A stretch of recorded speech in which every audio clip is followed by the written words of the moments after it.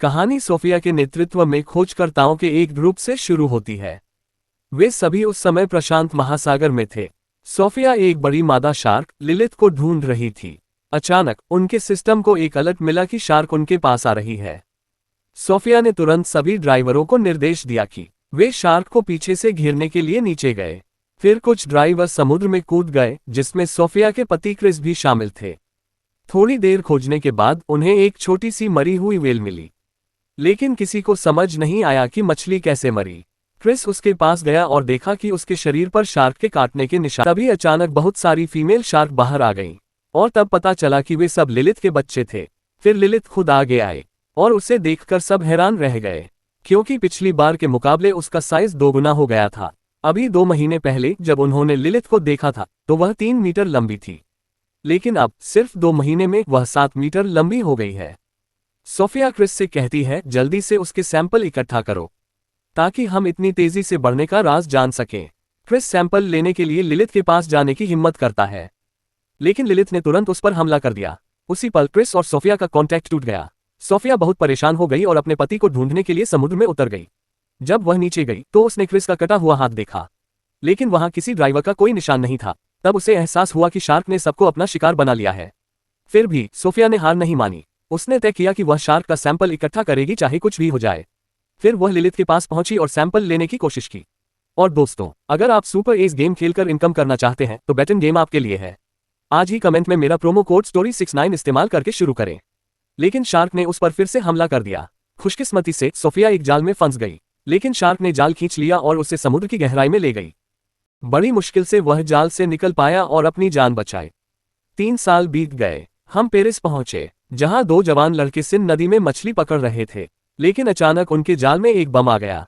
ये देखकर उन्होंने तुरंत पुलिस को इन्फॉर्म किया। बम की खबर सुनकर रिपोर्टर भी वहां आ गए। फिर पुलिस ने सबको समझाया कि सेकंड वर्ल्ड वॉर के दौरान यहां बहुत सारे गोले और मिसाइल स्टोर किए गए थे, इसलिए डरने की कोई बात नहीं है। यहां अक्सर बम मिलते रहते हैं, और जब तक वे वहां हैं कोई खतरा नहीं होगा। लोगों को भरोसा दिलाया गया कि नदी पूरी तरह सेफ है। फिर हम एक व्हेल सेंचुरी पहुंचे, जहां हमने सोफिया को फिर से देखा। अब उसने शार्क पर रिसर्च करना बंद कर दिया है और बच्चों को मछलियों के बारे में अलग अलग बातें सिखाती है। लेक्चर के दौरान सोफिया को लगा कि कुछ लड़के उस पर हंस रहे हैं। वे कह रहे थे, वह सैंपल कहाँ है जो तुम्हारे पति लेने गए थे? क्या शार्क ने उन्हें मार डाला और सिर्फ सैंपल छोड़ दिया? ये बातें सुनकर सोफिया बहुत परेशान हो गई और लेक्चर छोड़कर चली गई।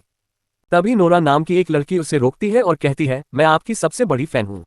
मैं आपकी सारी रिसर्च फॉलो करती हूँ, खासकर शार्क पर हुई रिसर्च। सोफिया कहती है, जिस दिन मेरे पति की मौत हुई थी उसी दिन मैंने ये सारी रिसर्च छोड़ दी थी। मुझे उस दिन की याद मत दिलाओ, मुझे बहुत दुख हो रहा है। फिर वह जाना चाहती है, लेकिन नोरा कहती है, मुझे पता चला है कि आपने लिलिथ के शरीर में एक ट्रैकर डिवाइस डाला है। सोफिया ये सुनकर हैरान हो जाती है। फिर नोरा उसे डिटेल में बात करने के लिए अपनी ऑर्गेनाइजेशन में ले जाती है।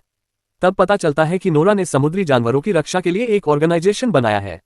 वह समुद्री जानवरों से बहुत प्यार करती है। नोरा सोफिया को बताती है कि वह पिछले 3 साल से लिलिथ को देख रही है।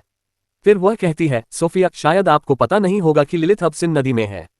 सोफिया हैरान होकर कहती है, ये नामुमकिन है, क्योंकि शार्क कभी भी ताजे पानी में जिंदा नहीं रह सकती। नोरा कहती है कि क्लाइमेट चेंज और प्रदूषण की वजह से लिलिथ का नेचर बदल गया है। अब वह इस माहौल में जिंदा रह पा रही है। हमारी टीम उसे वापस समुद्र में भेजने की कोशिश कर रही है, नहीं तो वह कभी भी मर सकती थी। नोरा कहती है, मैं आज रात डाइव करूंगी, तुम भी आ जाओ सोफिया। हम सब मिलकर शार्क को ढूंढकर उसके असली घर पहुंचा देंगे। सोफिया कहती है, तुम्हारा मतलब है कि तुम डाइव करोगी? तुम्हें क्या लगता है यह इतना आसान है? यह बहुत खतरनाक है, इससे तुम्हारी जान जा सकती है। यह कोई आम मछली नहीं है, यह दुनिया की सबसे खतरनाक शार्क है। फिर सोफिया वहां से अपने घर चली जाती है। घर जाकर वह अपने पति के आखिरी मिशन का वीडियो देखने लगती है। वीडियो देखते देखते वह फूट फूट कर रोने लगती है, क्योंकि उसने कहा था कि वह अपनी टीम के सबके साथ उस मिशन पर जाएगा। उसे गिल्ट हो रहा था, क्योंकि सब उसकी वजह से मरे थे। दूसरी तरफ नोरा अपने दोस्त बिन के साथ सिन नदी पर एक नाव में दिखती है। नोरा कहती है, क्या तुम मेरे साथ नीचे नहीं चलोगी? बिन पानी में नीचे जाने से मना कर देता है और कहता है, तुम जाओ, मैं यहीं से तुम्हारा ख्याल रखूंगा। फिर नोरा अकेले पानी में उतर जाती है और लिलिथ को हर जगह ढूंढने लगती है। दूसरी तरफ सोफिया सिस्टम में लिलिथ की हरकतों को फॉलो कर रही थी। उसने शार्क को नोरा की तरफ बढ़ते देखा। उसने तुरंत पुलिस को फोन किया और बताया कि नोरा अकेले नदी में शार्क ढूंढने गई थी। तभी उसे पुलिस सायरन की आवाज सुनाई देती है। फिर उसे पता चलता है कि पुलिस नदी पर पहुंच गई है। वह जल्दी से पानी से बाहर निकलती है और भागने की कोशिश करती है, लेकिन पुलिस उसे पकड़ लेती है क्योंकि इस नदी में डाइविंग करना मना है। उस समय सोफिया भी वहां पहुंच जाती है और देखती है कि नोरा को पुलिस ने अरेस्ट कर लिया है, लेकिन वह कुछ नहीं कर पाती। वह पूरी रात नदी के किनारे खड़ी रहती है और लिलिथ की हरकतों पर नजर रखती है। अगले दिन नोरा भी पुलिस स्टेशन में थी, क्योंकि वह ये बताने को तैयार नहीं थी कि वह नदी पर क्यों गई थी। वह बस यही कहती रही, अरे भाई, मैं तो बस नहाने गई थी। इंस्पेक्टर का नाम आदिल था। वह कहता है, तुम यहाँ से तभी निकल सकती हो जब तुम सच बताओगी। नहाने की कहानी भूल जाओ, क्या तुम हमें बेवकूफ समझते हो? फिर नोरा ने कहा, सुनो भाई, मैं शार्क ढूंढने गई थी। आदिल हंसा और बोला, क्या तुम मजाक कर रहे हो? नदी में फिर से शार्क? यह जहरीला पानी है, और शार्क कहाँ से आए?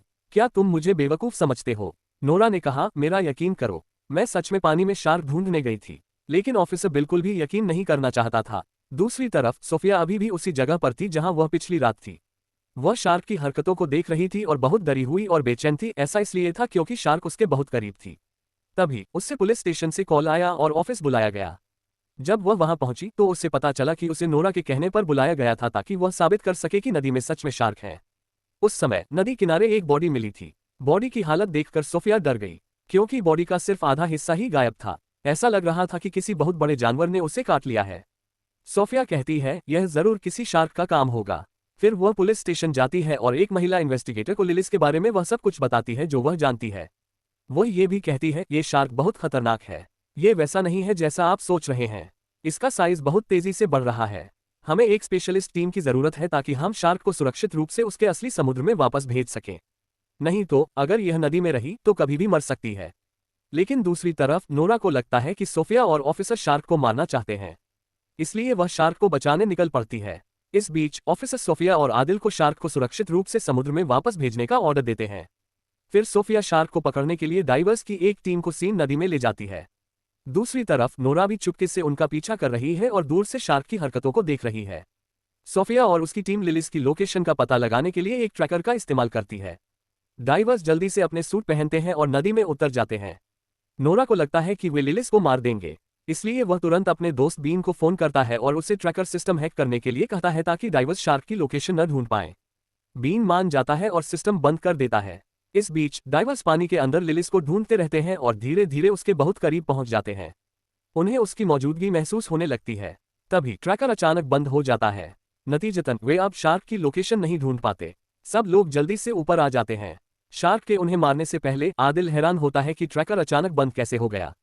वह सोफिया से कहता है, मुझे लगता है कि यह सब तुम्हारा ही किया धरा है। अगर मुझे यकीन हो जाए कि यह तुमने ही किया है तो मैं कसम खाता हूं कि यह तुम्हारी जिंदगी का आखिरी दिन होगा।